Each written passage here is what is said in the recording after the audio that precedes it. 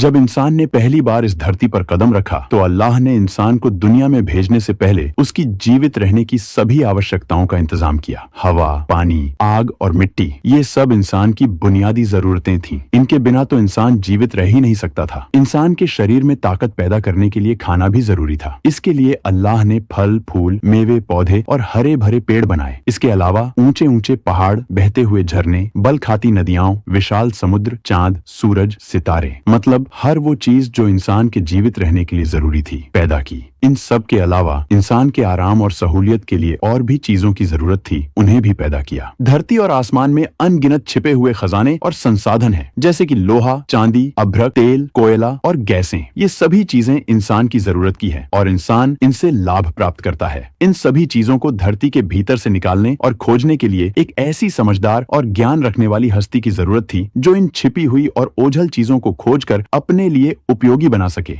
यही हस्ती है जिसे इंसान कहा जाता है। अल्लाह ने इंसान को अक्ल और सोचने समझने की शक्ति दी और फिर उसे दुनिया में भेजा। सबसे पहले इंसान हजरत आदम अलैहिस्सलाम थे। इंसान की नस्ल हजरत आदम अलैहिस्सलाम से चली और सभी इंसान हजरत आदम अलैहिस्सलाम की संतान हैं। अल्लाह ताला ने हजरत आदम अलैहिस्सलाम को पैदा करने का इरादा जाहिर किया और फरिश्तों से कहा, मैं जमीन पर अपना खलीफा बनाने वाला हूँ। इस पर फरिश्तों ने एतराज किया और कहा, क्या आप हैं जमीन पर इंसान को पैदा करने वाले हैं? इंसान तो जमीन पर फसाद बर्पा करेगा और खून बहाएगा। हम तो तेरी पाकी बयान करते हैं और तेरा शुक्र बजा लाते हैं। क्या हम इबादत के लिए काफी नहीं हैं? अल्लाह ने फरमाया, जो मैं जानता हूँ वो तुम नहीं जानते। फिर अल्लाह ने खुद अपने हाथों से हजरत आदम अलैहिस्सलाम का पतला बनाया, फिर उसे सनवारा और उसे मुनासिब शक्ल दी। इसके जिस्म का हर हिस्सा खूबसूरती के साथ बनाया। फिर उस मिट्टी के पतले में अल्लाह ने अपनी रूह फूंकी। फिर अल्लाह ने फरिश्तों से पूछा कि चीजों के नाम बताओ अगर तुम सच्चे हो। फरिश्तों ने जवाब दिया, हम नहीं जानते, सबसे ज्यादा तो आप जानने वाले हैं। हमको तो बस इतना ही इल्म है जो आपने हमको सिखाया है। आप बड़े इल्म और बरकती वाले हैं। अल्लाह ने आदम से कहा, अय आदम, इन फरिश्तों को इन चीजों के नाम बताओ। अल्लाह ने आदम को तमाम चीजों के नाम बता दिए तो आदम के इल्म में तमाम बातें आ गईं। आदम ने उन चीजों के नाम बता दिए तो अल्लाह ने फरिश्तों से कहा, क्या मैं तुमसे न कहता था कि मैं आसमानों और जमीन के अंदर की सब पोशीदा बातों को जानता हूँ और जो कुछ तुम जाहिर करते हो और छिपाते हो सबका इल्म रखता हूँ। अल्लाह ताला ने फरिश्तों से कहा कि आदम को सजदा करो। तमाम फरिश्तों ने आदम को सजदा किया, लेकिन अबलीस ने सजदा करने से इनकार कर दिया। वो गुरूर करने वालों में से था। अल्लाह ने पूछा, तुझे किस चीज ने सजदा करने से रोका जबकि मैंने तुझे हुक्म दिया था? अबलीस ने कहा,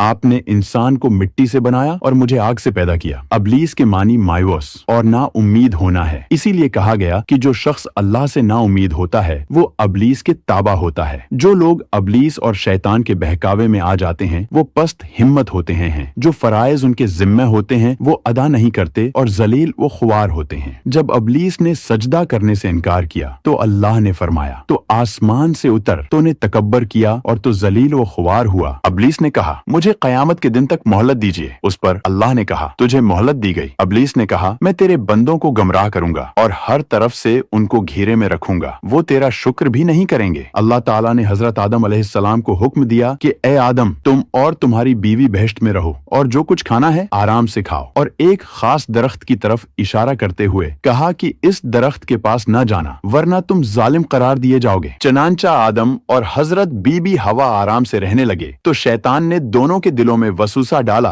कि तुम्हारे रब ने तुम दोनों को इस दरख्त के करीब जाने से इसलिए मना फरमाया कि कहीं ऐसा न हो कि तुम हमेशा हमेशा के लिए जिंदा रहने लगो। मैं तुम्हारा खैर ख्वाह हूँ और तुम दोनों की भलाई चाहता हूँ। शैतान के फरेब में आकर हजरत आदम और हव्वा ने दरख्त का फल चुखा तो दोनों बहश्ती लिबास से महरूम हो गए। उनके जिस्म से बहश्त का लिबास उतर गया और दोनों अपने ऊपर जन्नत के पते जोड़ जोड़ कर रखने लगे। और अल्लाह ताला ने उनको पुकारा और कहा, क्या मैंने तुम दोनों को इस दरख्त के करीब जाने से मना नहीं किया था और ये न कहा था कि शैतान तुम्हारा दुश्मन है? हजरत आदम और हव्वा दोनों से गलती हुई। उन्होंने अल्लाह का हुक्म नहीं माना। इस गलती पर दोनों को सख्त निदामत हुई। आदम ने अल्लाह से मुआफी तलब की और दुआ की, आए मेरे रब, हमने अपने नफ्स पर जुल्म किया। अगर आप हम पर रहम न करें और हमारी मगफरत न करें तो हम नुकसान उठाने वालों में होंगे। आदम और हवा को जमीन पर उतार दिया और कहा कि तुम एक दूसरे के दुश्मन रहोगे और एक खास वक्त तक तुम दोनों को जमीन पर रहना है। मेरी तरफ से कोई हिदायत आए तो जो शख्स उस हिदायत को मानेगा न उन्हें किसी बात का अंदेशा होगा न कोई गम। जो मेरी नसीहत से मुंह मोड़ेगा इसके लिए दुनिया में जिंदगी तंग होगी और क़यामत के रोज उसको अंधा उठाएंगे। जब हजरत आदम अलैहिस्सलाम आसमान से उतर कर जमीन पर आए तो वो फरिश्तों की पाकीज़ा बातें सुनने से महरूम हो गए। اس لیے دل اداس رہنے لگا۔ آپ نے اللہ سے دعا کی اور عرض کیا کہ میں تو فرشتوں کی صحبت سے محروم ہو گیا ہوں۔ اس پر اللہ نے فرمایا آپ مکہ معظمہ جائیں، وہاں میرا گھر تعمیر کریں، اس کا طواف کریں اور نماز پڑھیں۔ چنانچہ آپ علیہ السلام جبرائیل امین کے ساتھ مکہ معظمہ گئے، وہاں کعبہ کی بنیاد رکھی، نماز پڑھی اور طواف کیا۔ حضرت آدم علیہ السلام کے واقعے سے ہمیں سبق ملتا ہے کہ جس کام کو اللہ نے کرنے سے منع فرمایا ہے وہ نہ کریں، اور جو کام کرنے کا حکم دیا ہے وہی کریں۔ یہی عبادت ہے، عبادت نیکی ہے اور نیکی عبادت ہے۔